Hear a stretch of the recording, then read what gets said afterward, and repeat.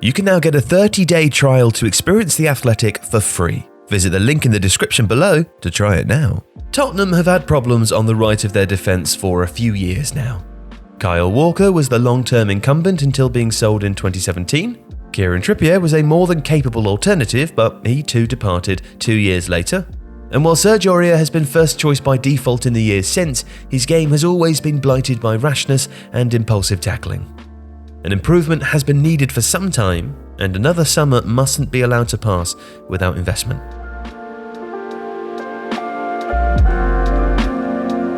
Spurs are of course under new management, and Nuno Espirito Santos is expected to replace the back four with a back three, and then install a pair of wing-backs either side. Now that's potentially good news for Matt Doherty, who was signed a year ago and had a first season to forget. The best form of his career was produced under Nuno at Wolves though, and he should profit initially from that existing relationship. And there's further encouragement in the expected signing of Takehiro Tomiyasu from Bologna.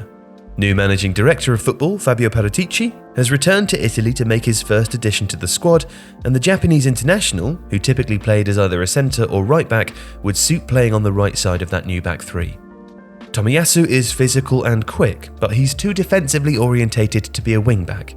And while Matt Doherty may well be rejuvenated by the change of coach, Spurs at the very least will need competition in that area, and either a new first choice or some much needed depth. The requirements for any wing-back are straightforward. The position needs someone with the athletic abilities for the role, but also the tactical acumen to be an asset both in attack and in defence. Tottenham specifically lack right-sided width, so they need to solve that problem. But they also need to improve upon Aurier's chance creation from that area. They're looking for not only a dependable crosser, but also someone who can contribute to as many phases as possible in that part of the pitch. Tariq Lamptey hasn't even turned 21 yet, and already has established a reputation for being one of the best attacking fullbacks in the Premier League.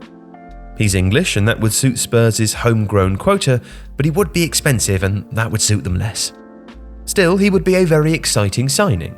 Installing a back three allows for the use of a more aggressive player on the right, and that describes Lamptey to a T. Spurs need that threat, and an ultra-attacking player who gives them width and penetration would be a necessary contrast to the out-to-in tendencies of the players ahead, like Steven Bergwijn and Lucas Moura, while also stretching the defence in a way that could suit playmakers such as Tanguy Ndombele and Giovanni Lo Celso. Lamptey's likely cost aside though, there might also be concern about balance. Sergio Reguilon and Ryan Sessegnon are also aggressive players, and with Ben Davies most likely to operate as a centre-half, Lamptey could be deemed too attacking to accommodate in the same system.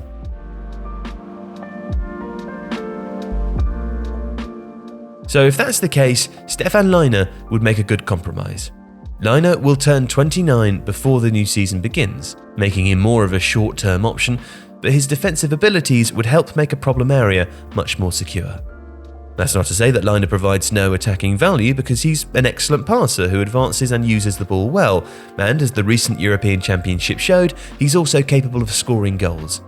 But he's a system player rather than a star, and he's more likely to adapt to whatever's around him rather than to change a team's identity.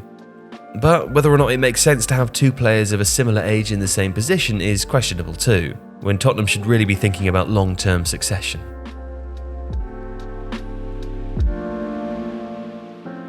Fabio Paratici also seems more inclined to shop in Italy rather than Germany or England, and that could make Udinese's Nahuel Molina part of this conversation. Molina has had a really dramatic 12 months. He left Boca Juniors for Italy on a free transfer in September 2020, and despite Udinese's disappointing campaign, he finished the season by winning his first cap for Argentina and then earning a call-up to the Copa America squad. With Harry Kane hopefully still leading their line, Tottenham need supply, and Molina can provide that. His crossing is of a high standard, and he's a creative influence regardless of whether he's operating from fullback or wingback. He's not quite as quick as Lamptey, and he's not quite as neat on the ball or as defensively accomplished as Lainer, but he's a hard-working and sometimes incendiary player who's very productive in attacking areas and whose leggy gait masks a tendency to make good decisions around the attacking penalty box. He'd be a project for a club like Tottenham, and his adaptation would involve highs and lows, good games and bad.